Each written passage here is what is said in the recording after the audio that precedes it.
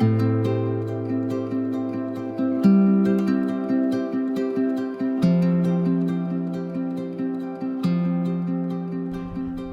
to the Josiah Bell House.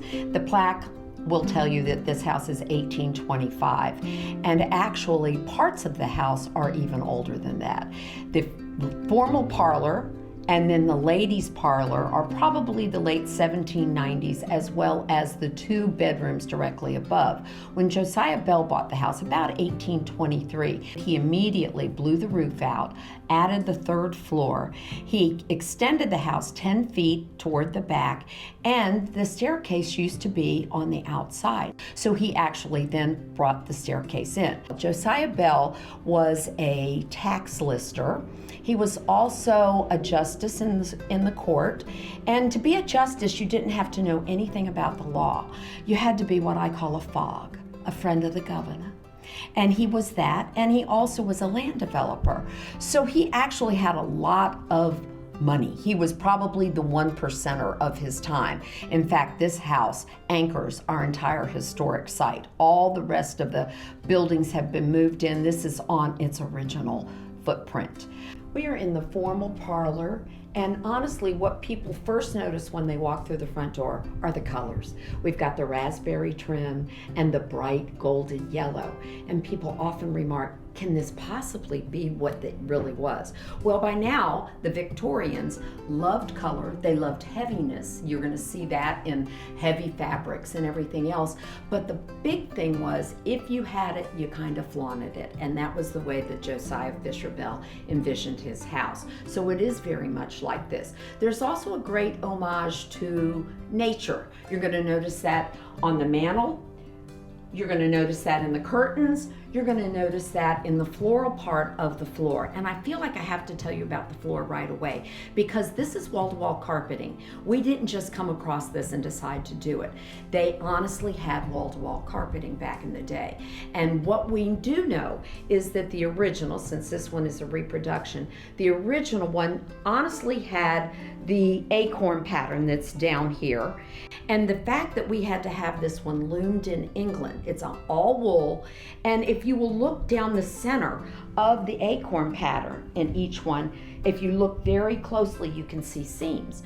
And that means that each part of the carpet is about this wide. So when they came over, we know, of course, we could have broad loom now with reproductions, but we wanted it loomed as authentically as possible. So when they loomed it in England, they came in, they set it out. It's just like laying wallpaper. They matched all the patterns, and then it's hand stitched. It took 2 weeks to hand stitch all of these different parts of the carpet together. The original floors are still underneath it.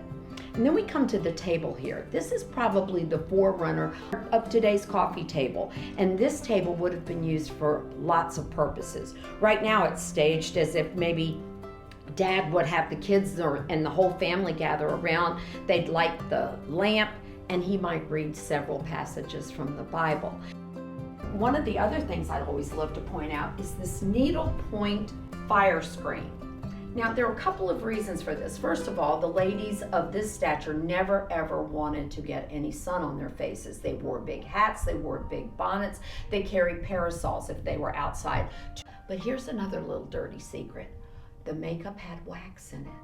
So if you were sitting by the fire and the fire got on your face, you might be like the witch in the Wizard of Oz. I'm melting, I'm melting. Same with going outside in the heat. And as you know, we do have a lot of heat. So that was the other reason for putting shadow. You will notice that on the mantle, these candlesticks are beautiful, but they also have a purpose. All of those prisms are to reflect light. You also notice that we have lots of mirrors, again, to reflect light. And probably the only thing I really want to talk about elsewhere in this room is this piano. This is the one piece of furniture that very possibly, and I say it just like that, very possibly the Bells owned. We know that they had a piano. We think this is it, but it has passed in other hands and eventually came back to us through a generous donation of a local antiques dealer. A lot of people look at this and immediately say, oh, well, it's not even a full keyboard. Oh, it's a full keyboard. The thing is, though, if you look at it directly, you will notice it is not centered in the piece of furniture. It is slightly to the left, and that's for a very good reason, so that the singer could stand right here and not interfere with the keyboard player. So this would be the ladies' parlor, the informal parlor, the working parlor. It goes by lots of names. What you will notice is that it is staged as if Mr. Bell would be working from home. We've got a desk in here, and he could definitely have done some work here. Mrs. Bell, her work would have been working on her needlework. So she might have been creating a sampler that you see. She might have been doing a little tatting. Tatting, of course, she might have been adding some lace to some of her clothing. Now on this side over here, we have a woven fan. And again, this whole idea of loving nature. You see the green, these are beetle shells, and they love nature, so they could incorporate nature into most anything that they did. So it would not have been unusual to have something like this. I usually tell the children when I do this, these are not Morticia's fingernails, they are actually beetle shells. This is actually an example of Victorian hair art. Some people find that very creepy. I actually think it's pretty cool. You know, women had long tresses, and so what they did every evening, they would brush their hair, and then they would take the hair that collected in their brushes. You might have put it in a brooch, or you may have made some beautiful artwork out of it. Okay, the painting is definitely our most exquisite piece of art that we have in the entire historic site. It's called The First Lessons of Patriotism by James Eaton. It's about 1850. And in the center, of course, you see Thomas Jefferson, who's dressed perfectly, as well as the young girl holding the flag. They are both dressed in the Federalist period, but the little boy is dressed of a later time period than the Federalist period. Consequently, James Eaton's portrait was panned. He didn't get any kind of recognition for such a beautiful piece of artwork. It never made it into the museums, and lucky us, we get it instead. Okay, welcome to the dining room. Now this is where you have to take a leap forward in time.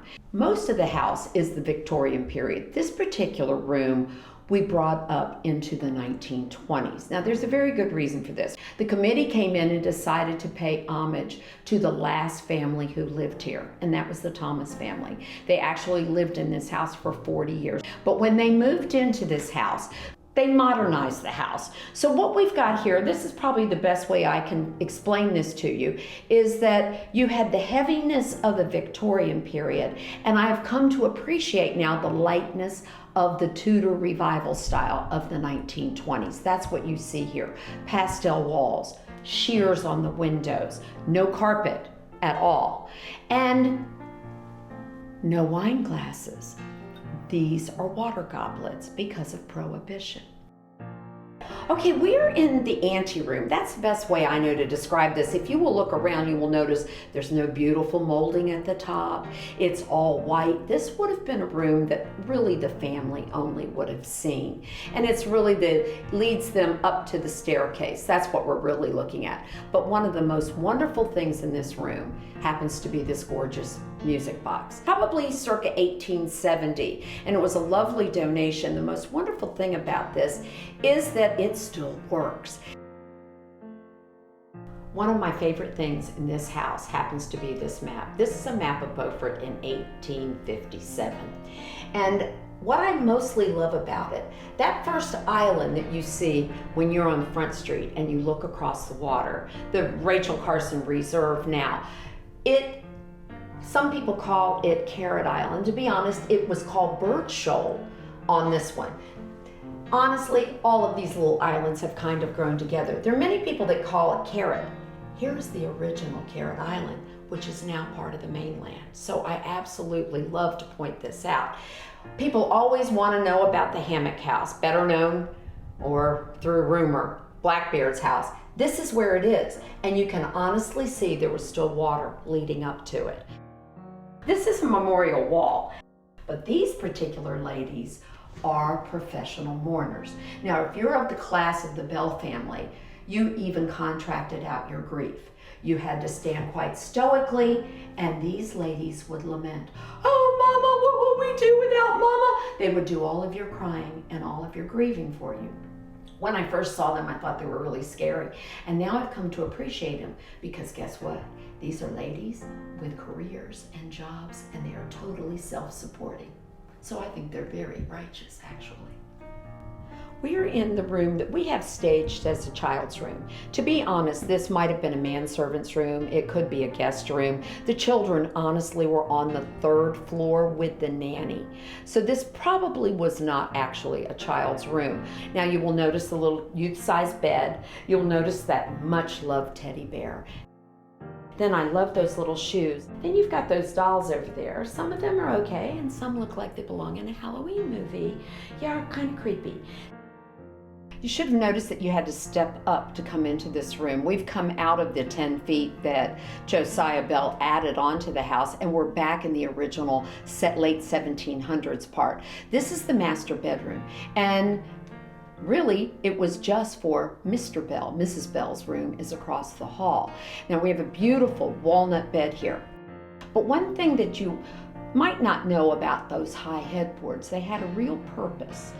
This particular room is staged for the summer so that every single window is open, every ounce of breeze that could come through here comes through. Now in the wintertime they would take the bed and they would place that nice high headboard against probably the window that had the most wind coming through. So it truly was useful and was used to block the wind from entering the chamber. We're also fortunate here we have the whole pitcher, bowl, all of the toiletry section, including the chamber pot that all matches. That's highly unusual to find those as well. And we happen to have the entire pattern. This is Mrs. Bell's room, and you can see this is truly an authentic bed, very much of the period. In this particular case, it's a rope bed. You can see the ropes holding it up, and the Bells were a more well-to-do family, so their mattress probably was stuffed with goose down, things that would have been nice. If you had a lower class family, they might have stuffed it with pine straw. So when they said, don't let the bed bugs bite, they weren't kidding. We also have like the trundle, as if maybe one of the children would come down and stay with her. Truly, they stayed on this 3rd floor with the nanny. And there's even a cradle in here, and I always love that rattle that I love to point out in that particular cradle.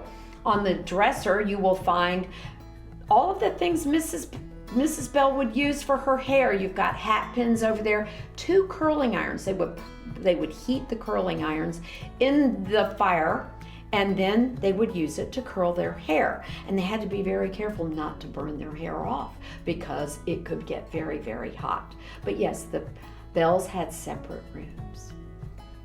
You've just concluded your tour of the Josiah Bell house. So I thank you for taking our tour today.